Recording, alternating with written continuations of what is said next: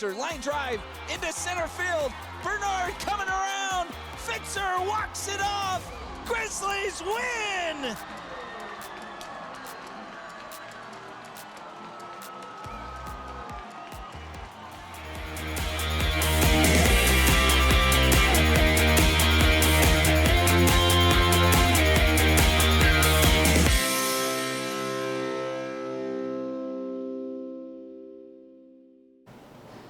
Welcome to In the Den. I'm Tim Slack. It was a great homestand for the Fresno Grizzlies, and they wrapped up the month of May with a series victory over the visiting Visalia Rawhide with a great shutout on Sunday. We had a lot of fun at the homestand, and we hope you did too. Of course, we celebrated 10 years of the Fresno Tacos with our brand new, beautiful Fresno Taco jerseys. I had some tacos in the booth, and I had a lot of fun friends with me in the booth as well. We're going to take a look at that today on In the Den, as we had a lot of special guests who came in and had a good time and made this week so memorable. But first, we're going to take a look back at the week that was, as the Grizzlies took 4-6 from their rivals down the 99, the Visalia Rawhide. Get the leadoff man aboard. Payoff pitch. And Claus hammers it deep left field. If it's fair, it's gone. It is fair. Palakaye on top of the California building. Absolutely demolished by Claus. 436 feet. 111 miles an hour off the bat, and his 5th home run of the year gets the Grizzlies on the board. He's had a really good feel for the ball off the plate. 2-0, and Wright lifts it deep into left field. Back is Marte. Marte at the warning track. Backs up. He looks up. It's gone. First homer of the year for Blake Wright. Ties it at 3. That ball was hit a foot farther than Kevin Fitzer's on the one before it, but to the right part of the park, and it gets out of here as Blake Wright has tied this game. Is flared into center field. Long run for Claus. Coming in. Dives. Claus made the catch. Robs Visalia of a run and ends the inning. What a play by Robert Claus. First with the power, then with the glove. Despite a couple of home runs for the Grizzlies on Tuesday night and a strong string of relievers for the Grizzlies, they fell 4-3 in 11 innings. The game only took 2 hours and 26 minutes in the opener. Mart, your neighborhood, your Save Mart. Here's Slade Caldwell. He bounces one to second. It's Hotvey, flips it to Hidalgo. The turn in time. 4-6-3 double play. And the Grizzlies defense that has been so apt to do that gets a twin killing to start. As Adrian De Leon, the DH, comes in and lifts one into left field. Sprinting in, Reyes, diving, makes a head-first catch. Barriga tried to get a good run, get a good jump to score on it, but Reyes probably saves a run with the dive and the out. And Barriga hustles back to second safe. 1-2 to Fitzer. Foul trying to work through the fourth, and Fitzer hammers it deep left field. Youngblood chasing it back. This ball driven well and will bounce up and over the Stamalu's Produce sign in left center field. Kevin Fitzer, that is his power alley. 0-2 pitch is right there. Guessed the wrong pitch, and Minna bends over a breaking ball. Always fancy. Got him looking. 1-2, runner on first is going. There's the pitch, and it's driven deep into left center field. Back is Claus. He's got a beat. He'll jog to it, make the catch, and in the innings. 2-1, grounded to short. To the hole goes Hidalgo. He'll field, gather, throw across the diamond to first, and that's the ball game. De Leon retired to end it, and it's a glorious Wednesday night. Grizzlies pitchers continued to dominate. 5 2/3 scoreless innings from Brian Minna to pick up his second win of the season. Tyler Hampu earned the save. Luke Jewett and Bryson Hammer each with scoreless outings as well. 0-2. 1-2 pitch. Swing and a miss. There it is as De La Cruz climbs the ladder. 1-1. Reyes drives down to left field. This ball's hit well. Marte back. Marte's going to watch it bounce over his head and up against the wall. Played off a hop, and Yaker Reyes has a leadoff double. Just the answer that the Grizzlies needed.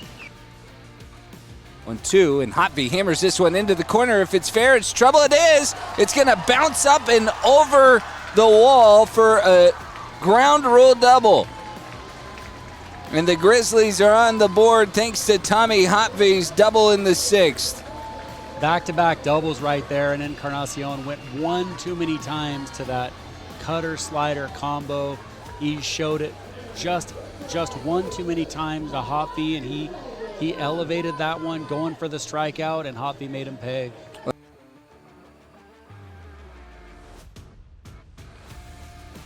Two, chop towards third. High bounce for right, moving to his left. Fields throws, and that is the inning. So around the walk. Brown's first pitch is grounded up the third base line. Fair ball! Hidalgo's gonna score! Bernard racing to second. An RBI double ties it at 3. Fitzer, line drive into center field. Bernard coming around. Fitzer walks it off. Grizzlies win!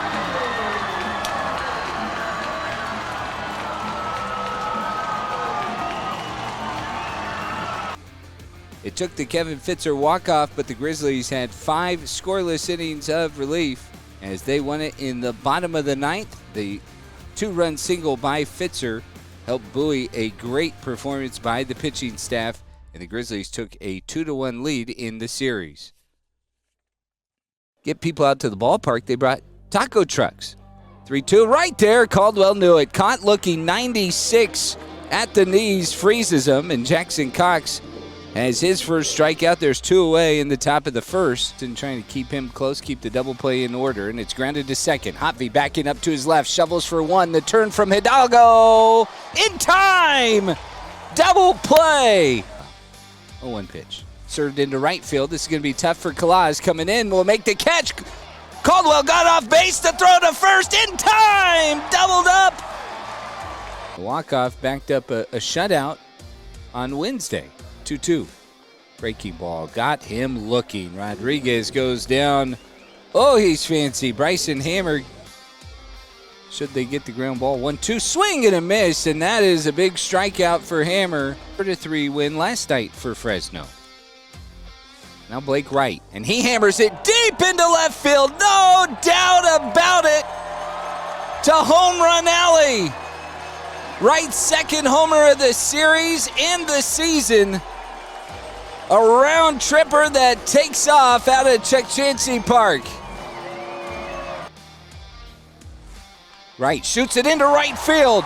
Past the first baseman Santana. De La Cruz bobbled it, and Hidalgo stopped. He will resume and score right now in a rundown. They'll throw to third. Kalaz is safe. Wright is safe at second. An utter meltdown by Visalia. 2-2. Ulloa delivers. Swing and a miss. Strike 3. Ruben Santana. More great pitching from Fresno on Friday. Jackson Cox, 3 perfect innings to start it. Fisher Jameson, 1 unearned run. Then Bryson Hammer and Fidel Ulloa combined to slam the door on Visalia as the Grizzlies got the late run to take the 3rd straight game from the Rawhide. Saturday night got out of hand early as Visalia's bats woke up. They were able to put 6 runs on starter Marcos Herrera. They put 3 runs on Yanzel Correa and Luke Thalen each as they distorted what was a fantastic month of May for the Grizzlies.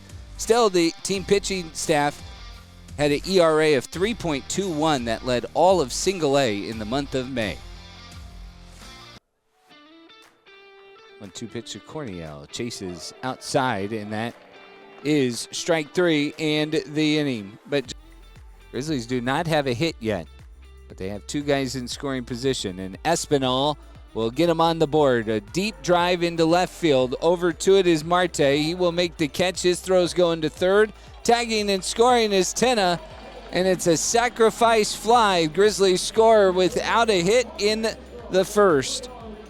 2-2 to Rodriguez, the leadoff hitter for Visalia today, as Catlett delivers, and it's cut on and miss there. Good pitch, sharp bite to it, and Catlett does get the strikeout.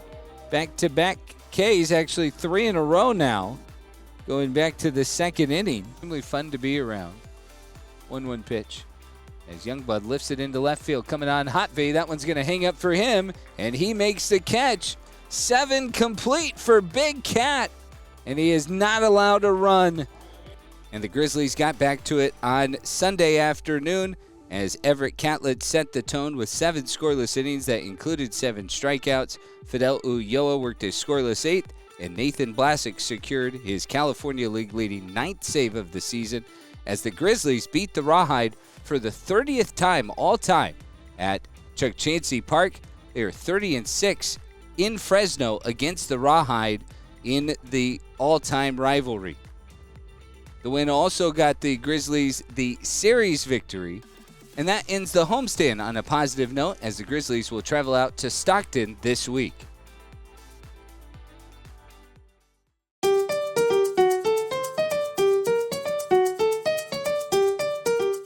Dorito, taco loco, y birria. I'm gonna have to give it an Al Pastor taco. Birria.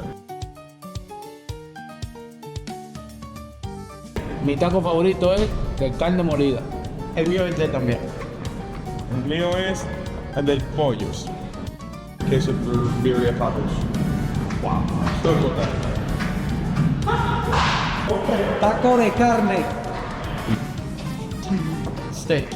Okay, that's all. Carne asada, carne asada. Prende la marra. En más a ver. Prende la marra. Arroz con huevo. Arroz con rice. All right, we're gonna try this again. My favorite taco is a queso birria taco. Said that correctly this time.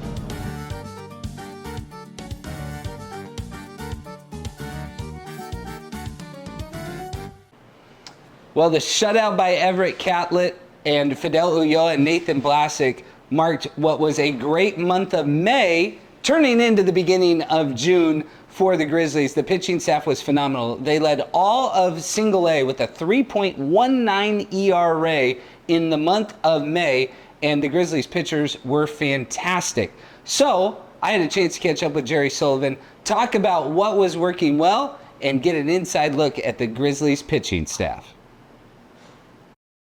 Joined now by Grizzlies pitching coach Jerry Sullivan, and you've had a great journey. We're going to talk about this team and how well you guys have been pitching in the month of May, but I think your journey here is a big part of how this pitching staff has got on track. You pitched in the California League. I believe you won a California League championship. What do you draw on from that experience, and what was that like for you as a player? Well, at the time it was high A, and there was a couple stadiums here that weren't favorable to pitching. I believe it was High Desert, there was Bakersfield, and there was also Lancaster, which were two of them were wind tunnels. They were basically on the moon, right? Yeah, I mean it was a launching pad. So no, my experience just in Cal League in general, you got to be able to pitch well here, and for me, that was actually an important part of my journey because I was a failed starter. So in this league, I kind of went through the entire gamut of starting all the way to closing. So that journey in self-discovery and figuring some things out, especially with the pitchability of the league, and at the time with the wind tunnel, and that forced me to grow exponentially. Well, talk about that growth. You went to Oral Roberts. You were stellar all-conference performer there. What was different about the college game to the pro game for you, and what was the change that you had to make? I think for any young man, especially in the landscape of college versus pro ball, is a lot of the games are called for you. And then even from the catching perspective, like understand reading swings, understand what a guy's trying to do at the plate, and understanding how to pitch. I would say for starters, secondary pitches behind in the count, meaningful fastballs, having command of your changeup, and understanding why you're going to throw the pitch, it's a huge difference. So a lot of these guys are coming in, and they have to learn that part. Some coaches, you could tell from some programs that there was some education leaked in, but from other perspectives, not understanding why. It's just like maybe, hey, you know what, sliders just always worked here, and then realizing the hitters do get better, and the zones get tighter because they know how to say no instead of freely swinging at a ball 4 or 5 inches out of the zone. Well, it makes a lot of sense, and you see it, I think, with what the Grizzlies are doing so far this year and what your pitching staff has been doing. But from the time that you were a player to the time that you got back into coaching, what was that like, and what kind of spurred you back to baseball? Well, I retired in 2016. I had about just every injury under the sun, but I will say, like, I never turned the switch off. I was always following. I was always staying in touch. So I left the game for a little bit, got into some sales, sold some cars, and then the first 2 cars I ever sold were to the CFO of a home builder, and he asked me if I wanted to sell houses. So I ended up doing that for 5 years, and then I just had an itch that couldn't be satisfied, no matter how much I scratched, and I kind of started helping a friend, and then everything kind of started getting stirred up, and then all of a sudden turned into some conversations, and then some interviews along the way. Well, you get into indie ball. Last year, you're in indie ball for the first half of the year in Gillette, which is really well-known independent organization. You guys had a lot of success. What was the transition? Tell me about how you ended up going from Gillette to Fresno. So before I signed with the Slammers, I interviewed here. So I came in second behind Rolando Garza, who was here last year, and he left for Long Beach State. So I was one of the phone calls to revisit the conversation. So overall, it was a smooth transition back in, but just with time with the Slammers alone, new ownership. It was Mike Veck and Bill Murray ended up buying the team, and they have, they're very history especially in independent ball with, Darryl Strawberry and that huge comeback just in general, and the family being, owners of the White Sox and running that organization for a little while. So I belly flopped right into it. And when you're a coach in independent ball, you wear a lot of hats, and typically the coach is one of the last things that's on the list. We talked a little bit about just player procurement, talking to college guys in the middle of the night, when you get an injury, 24-man roster, managing a true 7-man bullpen, and having to run guys out when the starter's not doing what he should be doing, and you're grinding, right? You're busting everywhere, and these guys are holding on for dear life to extend their careers with baseball. So getting thrust into that was a huge experience and a good one. I had Mike Pinto, who's I think the winningest manager in Frontier League history. I got to learn from him, and I was paramount I felt like I learned 7 years and 3 months.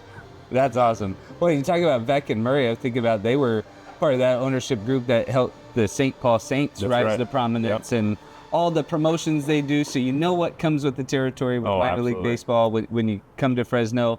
But this year, April was solid. It was not bad by any stretch of the imagination in terms of what your guys' pitchers did, but I know you honed in on a few things.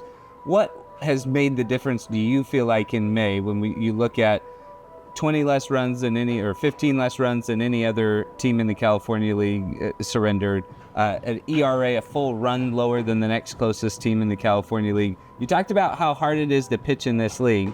What is your staff doing that is helping you guys have success? Being my first full season on the professional side with an affiliation, there's a couple things that I started taking into consideration. And one, the draft is farther back. So there's no more short season A ball.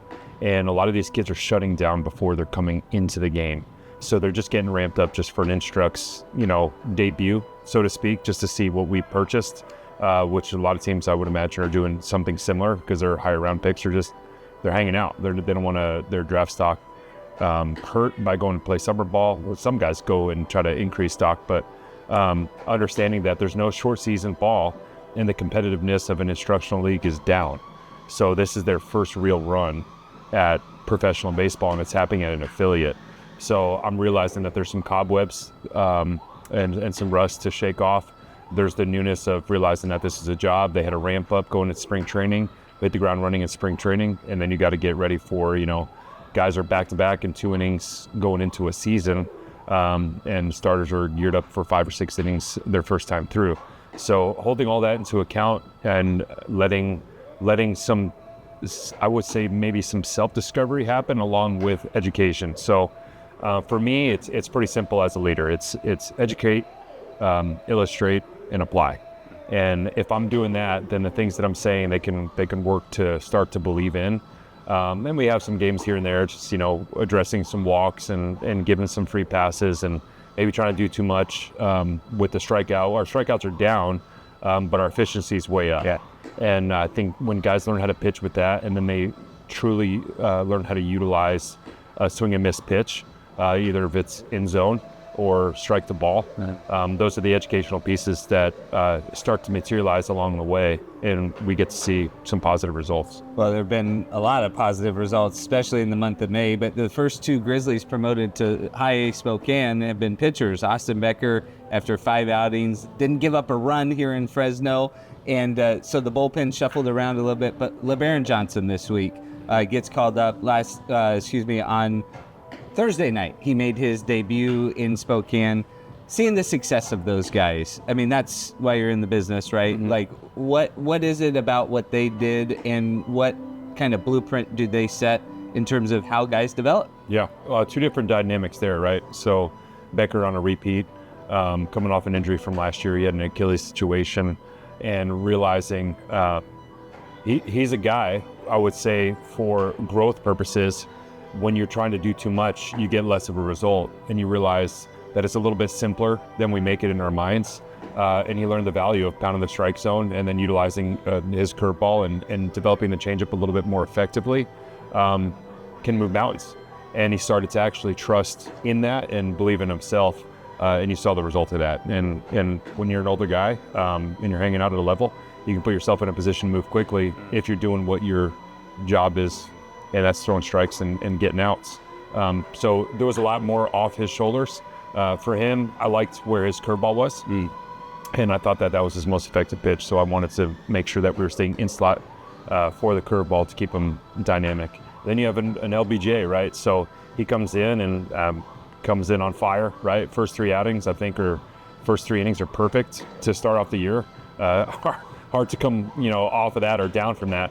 But he's a learner, and he made some adjustments kind of along the way, having his first go at pro ball.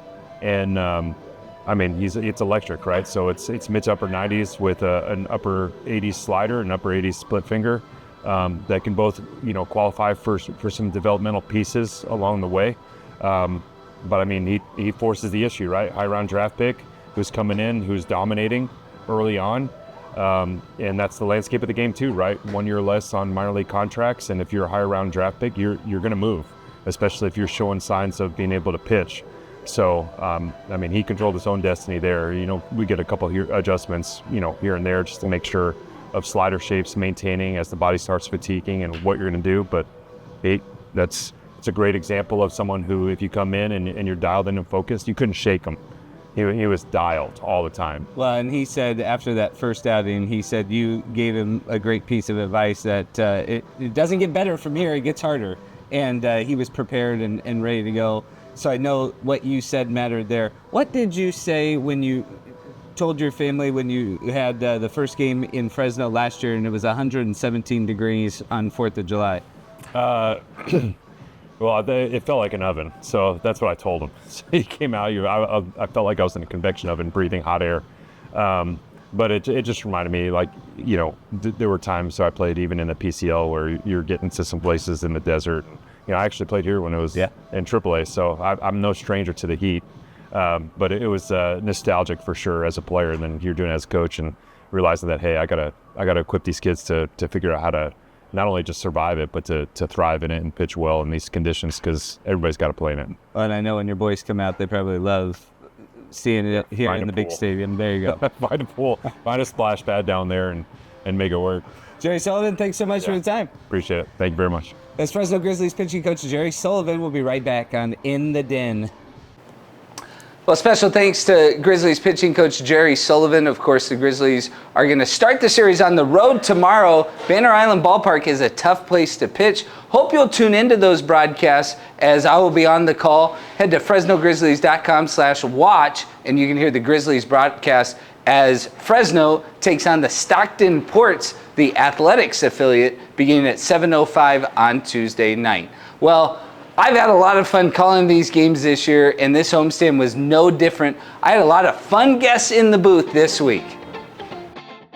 Back here at Chuck Chansey Park in downtown Fresno, Tim Slack, along with Oscar Hirschkorn and the one and only Parker T. Bear. Jack Van Valkenburg, part of our marketing team.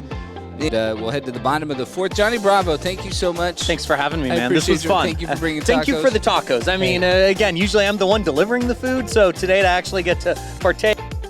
Bottom of the fifth inning at Chuck Chansey Park in downtown Fresno. Hotvey, Wright, and Fitzer due up for the Grizzlies against Grayson Hitt, who gave up 1 run in the fourth inning and is on for his second inning of work. And that is the infectious giggle of Jacob Lee, one of our Grizzlies for the day. First pitch strike to Hotvey, the right-hand hitter.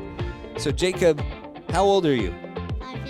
5.5. 5.5. That is awesome in the fifth. Can I tell you something special? You know, the first time I ever wore one of these and broadcasted a game, I was your age as well. I got to do it at a baseball game just like this, just like you're doing today. How old were you? I was 5. My 5th birthday, my dad took me up into a box just like this one, and I got to talk about a baseball game. Who's your dad? His name is Bob. He's not listening today. Normally he's listening. You got to play catch on the field. You got to be the play ball kid. You got to do the public address announcer, announce the batters. What is the favorite thing you've done today as a Grizzly? It's 2 balls and a strike. Oh, you know, it's funny. My dad is listening.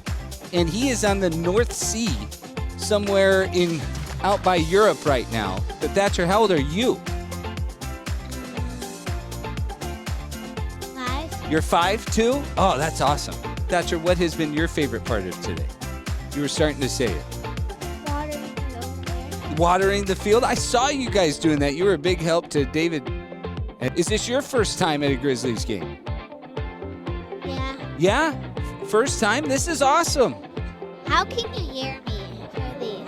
Because you're wearing a microphone and we both have earbuds. Watch. We'll ask your dad to say something. See if you can hear him through the earbuds. Say, Dad, can you hear your dad? No, huh? Because he doesn't have one of our microphones. That's pretty cool. Yeah.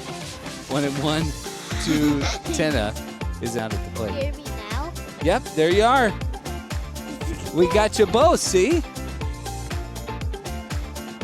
Jacob Lee and Thatcher Conway are Grizzlies for the day. Yeah. Thatcher, thank you guys so much. I appreciate you guys helping me out today. Have you guys had a good time? Yeah. That is Play ball. That is Thatcher Conway and Jacob Lee, our Grizzlies for the day. They're hanging out and enjoying it. Well, that'll do it for this week's episode of In the Den. Hope you'll join us next week. Want to thank Jerry Sullivan for taking the time out and talking about the pitching staff. Hope you enjoyed the look back at the week that was. We had a lot of fun and hope you will have fun next week when the Grizzlies return home to host the Modesto Nuts. We will have a show before then, so hope you'll tune in on the KC24 CBS47 Plus app. I'm going to talk to Grizzlies bench coach Dave Keller, long history in baseball. He's going to be a fun chat talking about all his experiences all over the country. Plus, with the Grizzlies on the road in Stockton, I will give you an inside look, a ballpark tour of Banner Island Ballpark, and of course, highlights from the Grizzlies series against the Ports. That's all coming up next week on In the Den. On behalf of the Fresno Grizzlies, thanks for coming out, and go Grizzlies.